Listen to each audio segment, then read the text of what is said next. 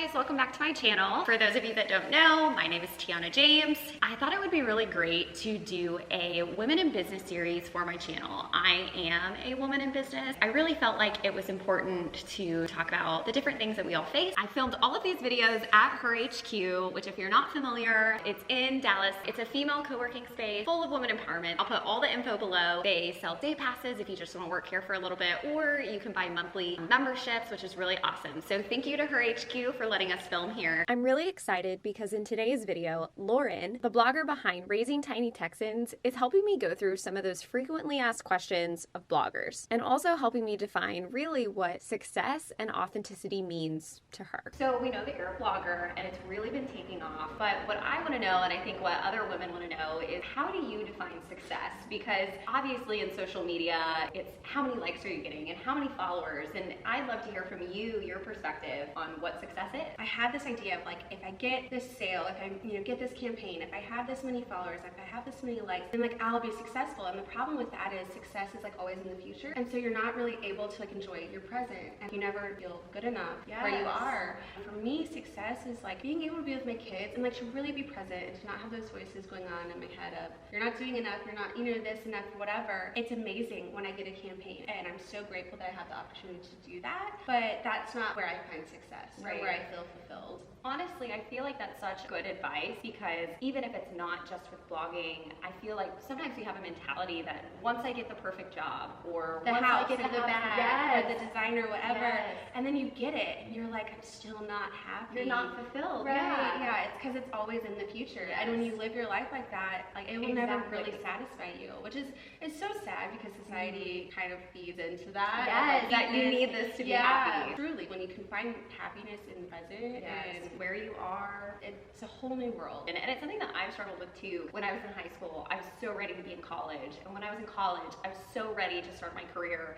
And then when I started my career, I was like, okay, the next promotion. But it's like this constant kind of race to outdo yourself, and it got to a point where I was like, you know what? This is not what like you're life's awesome about. how you are. And I think that the struggle is those are formulas for success. Like you've gotten to where you are in life because you're like so driven and motivated, and so you don't necessarily see that as a bad thing. Right. But then you get to a point where you're like, well, I'll never be happy. It's hard. It's a hard thing of life because it helps you succeed, but then it also kind of hinders your fulfillment. But I love hearing your take on that, because I also feel like with social media, it is a space that can feel daunting or negative. One of the things that bloggers used to always tell me, I'd listen to it on podcasts, I'd see it, at conference or whatever, and they'd be like, just be authentic. And I was like, what does that even mean? Like, I am authentic. Finally, one day I realized, like, wow, the moment that you feel like I need this many likes, or my picture needs to look a certain way, or I need to be a certain way, and you're already boxing yourself into like what you think will be successful, or what you think will,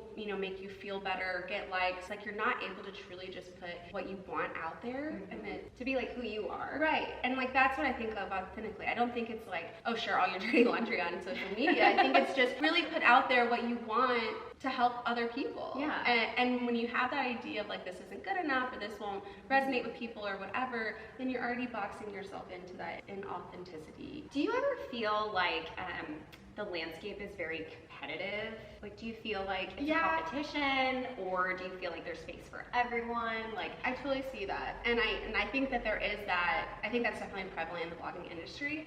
From what I found though, is like the best, most successful things that I've done, or just meeting other bloggers like you and like all my friends I've met blogging, is just everyone is so welcoming, and they really understand the work that goes behind this, because not everybody understands the work that goes behind this.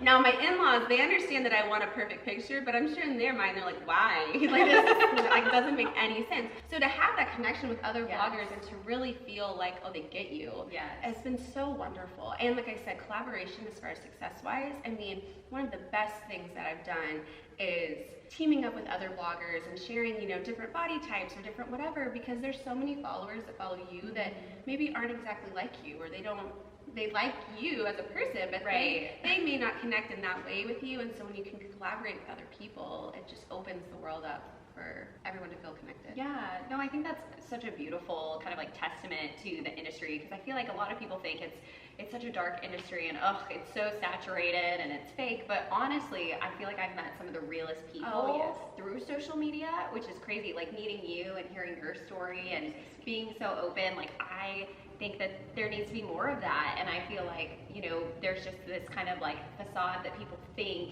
oh, that's what being a blogger is, and they really just don't know. Right.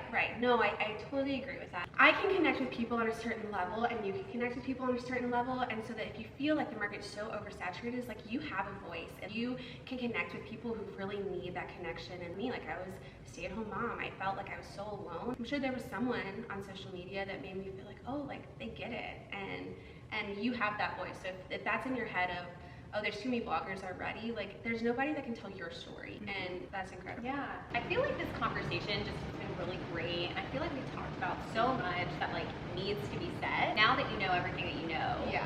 what advice would you have given yourself when you started? First, I would say, I wanted to start blogging years ago. I wish I would have just done it then. But my advice really would be to just not feel like you have to box yourself into anything. I think a lot of people really emphasize like having a niche, sharing one specific thing. I just want to share all aspects of my life, and that's okay. And you don't have to be this certain one thing. You can be whoever you are, because at the end of the day, like, it doesn't really matter. We put so much meaning behind the likes or the follows or the whatever. Okay, so if you feel inspired by Lauren and you want to keep up with her, Raising Tiny Texans, it's my blog, it's my Instagram, Facebook. I'm there. awesome. Thank you so much for having me. No, thank you for being here. Thank you guys so much for watching this video. If you liked it, please click the thumbs up button. I post videos on Sunday unless life gets in the way. So thank you so much, and thank you for being here. Oh my God. Oh.